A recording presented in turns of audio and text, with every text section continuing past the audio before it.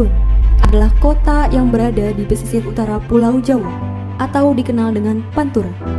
Kota yang identik dengan nilai religius, seni, budaya, dan pendidikan. SMA Telkom Sekar Kemuning Cirebon merupakan salah satu sekolah dengan menerapkan nilai religius dan ilmu pengetahuan teknologi. SMA Telkom Sekar Kemuning Cirebon menerapkan sistem Islamic Boarding School.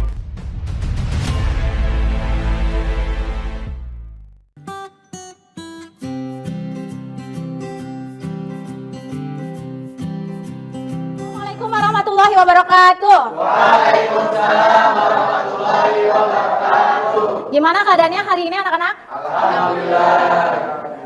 Oke. Hari ini ada yang tidak masuk? Hadir semua. Hadir semua ya. Sebelum memulai belajar, kita harus berdoa terlebih dahulu. Silahkan kepada ketua kelas Afi untuk memimpin doa. Sebelum belajar, mari kita berdoa. Doa mulai. Doa selesai. Oke, sebelum pembelajaran dimulai, kita harus menerapkan program AMI ya, yang selalu kita lakukan, yaitu mengecek bangku dan lingkungan sekitar kalian. Coba lihat di kanan kirinya ada sampah tidak? Tidak ada. Oke, kerapihan bajunya coba dicek. Sudah rapi semua? Ya. Sekarang untuk mengecek semangat kalian walaupun siang hari. Semangat pagi. Pagi. Kita akan belajar tentang zat makanan dan kelainan pada sistem pencernaan. Nah, sebelum memulai ke materi tersebut, Umi sudah menyiapkan pretest soal-soal untuk menguji kemampuan awal kalian tentang zat materi, zat makanan, dan sistem pencernaan. Nah, kalian silahkan buka Pesona Edu-nya.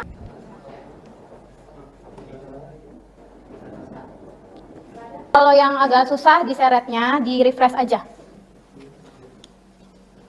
Nah, di sini Umi punya sebuah video. Nah, video ini merupakan salah satu persepsi ya. Selanjutnya saudara, jangan pernah meremehkan anak-anak ketika masih dalam usia dini. Pasalnya, jika seorang anak mengalami kekurangan gizi akan berdampak pada tumbuh kembang dan kemampuan intelektual di bawah rata-rata. Hingga akhir 2021, Badan Kependudukan dan Keluarga Berencana Nasional menyebutkan bahwa sebanyak 5 provinsi mencatat angka kejadian stunting pada balita tertinggi di Indonesia.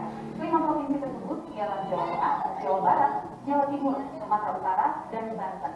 Pemerintah menargetkan angka anak kekurangan gizi 24,4% di tahun 2021 berkurang menjadi 14% pada 2024. Masalah stunting memang harus ditangani secara serius. Karena stunting bukan hanya tentang masalah gagal tumbuh secara fisik. Ketika itu stunting dapat mematikan masa depan seorang anak, bahkan sebelum dia tumbuh dewasa. Karena stunting mengindikasikan kemampuan kognitif. Stunting itu apa? Di video tersebut. Ya, kekurangan gizi pada anak. Kira-kira tadi di video itu apa akibat yang ditimbulkan ketika anak kekurangan gizi? Berpengaruh nggak ke kecerdasan? Ya, tadi kan kata Bapak Wakil Presiden, stunting itu menjadi masalah besar karena kemampuan intelektualnya juga akan menurun. Nah, dari video tersebut ya, apa kaitannya stunting dengan materi pembelajaran hari ini? Stunting itu kan kekurangan gizi ya. Ya. Jadi berhubung materi kita hari ini tentang pelajaran biologi tentang zat makanan, jadi kita bisa mengetahui zat apa saja yang dibutuhkan sehingga kita tidak kurang gizi gitu dalam kehidupan sehari-hari. Nah, oke, berarti dari jawabannya Afi ini luar biasa. Sudah menjawab pertanyaan yang kedua, kenapa kita harus mempelajari materi zat makanan? Karena tadi apa? Biar kita tahu ya, gizi-gizi apa saja yang dibutuhkan dalam tubuh. Nah, untuk tujuan pembelajaran hari ini ya, tujuan pembelajarannya yang pertama, setelah melakukan kajian literatur dan diskusi, peserta didik dapat menyebutkan dan menjelaskan fungsi dari zat makanan seperti karbohidrat, protein, lemak, vitamin, mineral, dan air dengan kerjasama yang baik dan aktif. Lalu tujuan pembelajaran yang kedua, melalui kegiatan diskusi dan kajian literatur, peserta didik dapat menganalisis zat makanan yang diperlukan tubuh manusia sehari-hari dari berbagai sumber informasi dengan tepat. Tujuan pembelajaran yang ketiga, melalui kajian literatur dan diskusi, peserta didik dapat menganalisis kelainan dan gangguan sistem pencernaan makanan pada manusia dengan benar. Lalu tujuan pembelajaran yang keempat, melalui kegiatan eksperimen, peserta didik dapat melakukan eksperimen pengujian zat makanan seperti karbohidrat, lemak, protein dengan tertib dan bertanggung jawab. Dan yang terakhir, setelah melakukan diskusi, peserta didik mampu mempresentasikan hasil analisis kelainan dan gangguan sistem pencernaan makanan pada manusia. Nah, adapun materi pembelajarannya yang pertama itu adalah zat makanan dan fungsinya. Lalu yang kedua, uji zat makanan ya. Bisa kalian lihat di sini ada beberapa alat dan bahan yang sudah Umi sediakan dari lab untuk menguji zat makanan. Lalu yang ketiga ada kelainan dan penyakit sistem pencernaan. Nah, langkah-langkah pembelajarannya nanti Umi akan orientasikan kalian kepada suatu masalah. Nah, masalahnya terkait dengan video yang tadi, yaitu masalah stunting ya, angka stunting di Indonesia yang tinggi. Lalu setelah itu Umi akan bagikan kelompok. Nanti kalian duduk sesuai dengan kelompoknya masing-masing, lalu diskusi untuk menjawab pertanyaan yang ada di LKPD. Nah, di dalam diskusi itu kalian juga ada pertanyaan tentang uji makanan. Nanti silahkan kalian praktikum sederhana di kelas ya.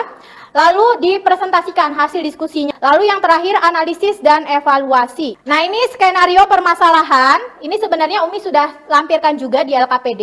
Di sini ada sebuah artikel tentang permasalahan stunting di Indonesia. Permasalahan yang harus kalian pecahkan adalah di sini nih. Coba Umi minta Ridho. Penyebab utama stunting adalah rendahnya kandungan pada 10 hari pertama pendidikan, yakni sejak janin hingga bayi umur 2 tahun, sehingga gizi pada ibu hamil dan bayi perlu diperhatikan. Jika disediakan berbagai bahan makanan, bagaimana kalian dapat menguji kandungan gizi pada makanan tersebut? Setelah kalian melakukan uji kandungan makanan, apa bahan makanan yang dapat direkomendasikan untuk menunjang pertumbuhan tubuh pada anak? Apabila kalian berperan sebagai nutrisionis, apa yang akan kalian lakukan untuk menekan angka stunting di Indonesia? Nah, itu adalah permasalahan yang harus kalian pecahkan. Jadi kalian di sini berperan sebagai nutrisionis atau ahli gizi gitu ya. Kira-kira untuk stunting Indonesia yang tinggi itu bisa ditekan dengan cara apa? Sekarang Umi akan bagi menjadi beberapa kelompok. Di sini ada kelompok Jawa ya. Kelompok Pulau Jawa ada Arya, Ridho, Haris dan Ilham. Lalu ada kelompok Sumatera, ada Fatimah, Najwa, Hanabela dan Andra. Lalu kelompok Kalimantan itu ada Naila, Nabila dan Vita. Kelompok Sulawesi ada Cindy, Alicia dan Hilya. Kelompok Bali ada Keiza, Imel dan Faliza. Silakan berkelompok terlebih dahulu sesuai dengan kelompoknya masing-masing. Sudah berkelompok ya? Nah, setelah berkelompok, Umi akan membagikan LKPD. Di sini ada beberapa pertanyaan. Nah, perlu kalian ketahui, dalam proses diskusi ini, Umi akan menilai beberapa penilaian. Dibaca ya ininya, langkah kerjanya. Terus kalau misalnya kalian sudah siap untuk melakukan praktikum, silahkan boleh maju ke depan perwakilan kelompoknya.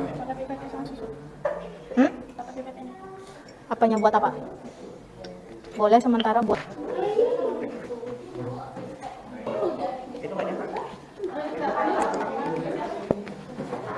Kalian jangan lupa untuk mendapatkan sumber belajar yang lain selain buku. Kalian bisa buka di Pesona Edu bahan ajar yang sudah Umi upload. Iya. Masuknya ke ini. Berarti positif enggak?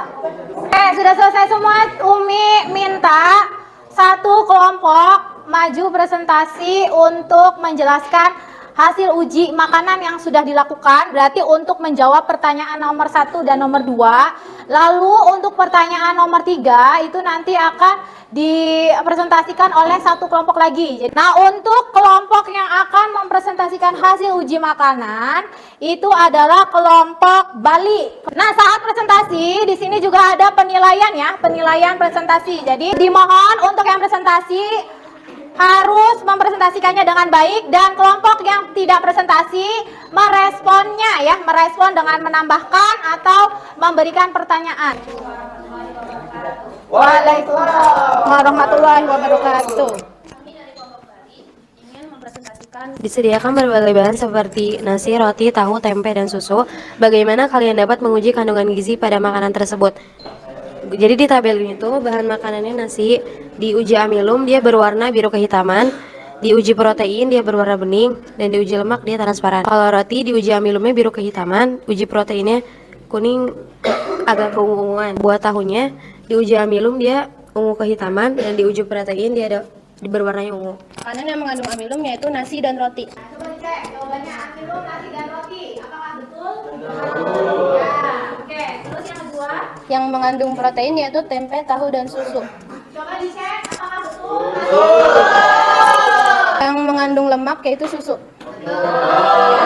Apa bahan makanan yang dapat direkomendasikan untuk menunjang pertumbuhan tubuh pada anak, dan jelaskan pula alasannya. Rekomendasinya itu protein karena mengandung unsur karbon, hidrogen dan oksigen dan nitrogen yang berfungsi sebagai sumber energi, zat pembangun dalam tubuh, berperan dalam sistesis penting tubuh seperti hormon dan enzim, dan perbaikan dan pemeliharaan jaringan tubuh. Contohnya kayak tempe, tahu, dan susu.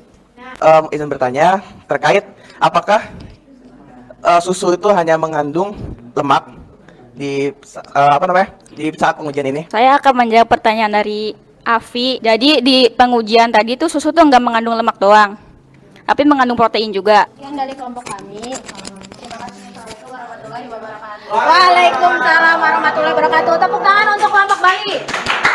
Selanjutnya adalah presentasi nomor 3 kelompok Papua. Bismillahirrahmanirrahim. Assalamualaikum warahmatullahi wabarakatuh.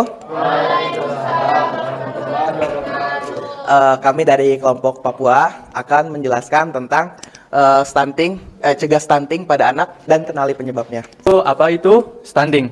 Stunting adalah keadaan tubuh yang sangat pendek atau kerdil. Kurangnya layanan kesehatan bagi ibu pada masa kehamilan. Terus kurangnya makan makanan bergizi. Yang ketiga yaitu kurangnya air bersih. Kurangnya ilmu atau pengetahuan atau edukasi terhadap orang tua saat hamil.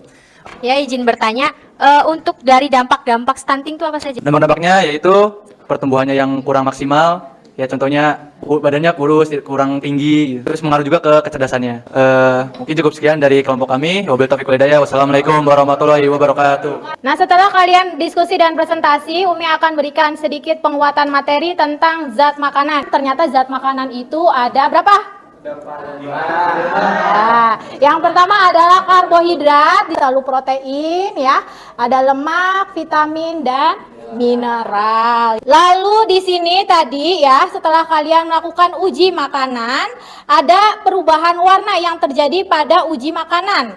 Nah, kalau uji amilum itu apa hubungannya? Kan kalau tadi adanya karbohidrat, protein, terus lemak, vitamin, mineral. Kalau amilum ini kita menguji apa sebenarnya? Menguji karbohidrat, ya betul. Kalau amilum itu adalah bagian dari karbohidrat.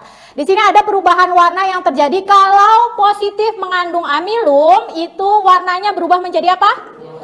Biru kehitaman. Oke, kita bisa menggunakan reagen apa untuk menguji amilum? Lugol, ya betul ya. Setelah kalian uji, kalian tulis warnanya tadi. Untuk uji amilum apa yang positif? Nasi dan roti, ya betul. Terus untuk uji protein akan berubah warnanya menjadi apa kalau positif? Ya ungu. Dengan reagen apa kita bisa menguji protein? Ya biuret. Untuk uji protein tadi apa yang positif? Ya, tahu, tempe, dan susu. Dan terakhir uji lemak, kita pakai apa kalau lemak? Pakai kertas buram ya. Setelah diapain tadi? Ditetesin, dikeringkan. Apa indikatornya kalau positif ada lemak? Ya, transparan. Dari pengujian itu bahan makanan apa yang positif mengandung lemak? Susu, ya betul ya. Lalu apa bahan makanan yang direkomendasikan untuk penderita stunting? Ya, protein. Nah, kenapa kita harus memilih zat makanan itu? Ya, karena protein penting untuk pertumbuhan. Karena protein itu adalah zat pembangun tubuh. Lalu di sini ada pemecahan masalah ya. Jika kita berperan sebagai nutrisionis, apa yang harus kita lakukan di sini untuk mengatasi dan mencegah stunting? Yang pertama itu adalah dengan memberikan makanan yang mengandung gizi yang seimbang. Nah, terutama adalah makanan yang mengandung protein sebagai zat pembangun. Nah, selain itu untuk mencegah kasus stunting itu bisa dilakukan dengan pemenuhan gizi bagi ibu hamil. Karena 1000 hari pertama kehidupan itu bukan setelah bayi dilahirkan, tetapi ketika bayi itu ada di dalam kandungan ibunya. Lalu pemberian ASI eksklusif selama 6 bulan dan dilanjutkan dengan pemberian MPASI. Sampai sini ada yang ditanyakan? Dari pembelajaran kita hari ini, kira-kira ada yang mau menyimpulkan? Kesimpulannya isi dari makanan-makanan gitu, kayak ada karbohidrat, protein, lemak. Dari bahan makanan yang diuji itu apa? Bahan makanan yang mengandung karbohidrat tadi. Nasi seperti gitu. Terus Nay jadi tahu kalau yang mengandung lemak tuh apa aja gitu-gitu. Bukan dari yang tadi. Susu, lemak tuh, terus protein tuh tempe, tahu gitu. Ya, terus lanjut.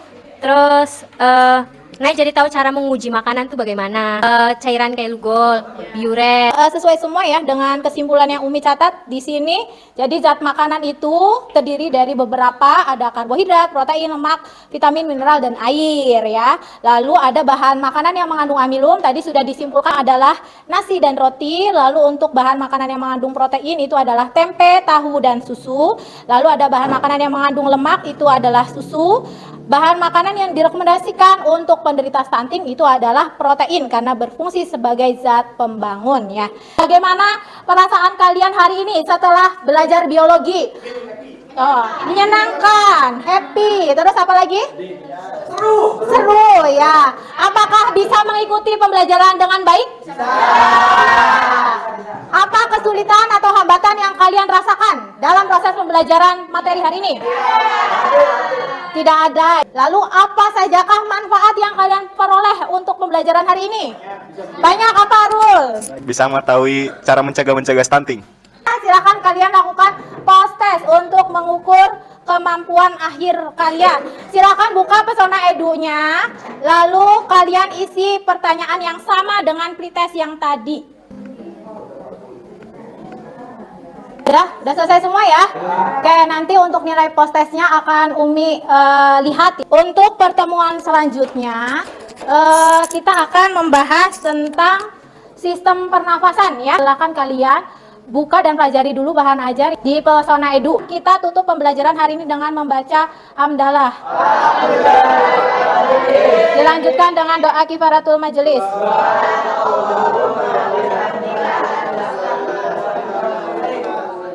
Oke, sampai ketemu minggu depan. Assalamualaikum warahmatullahi wabarakatuh.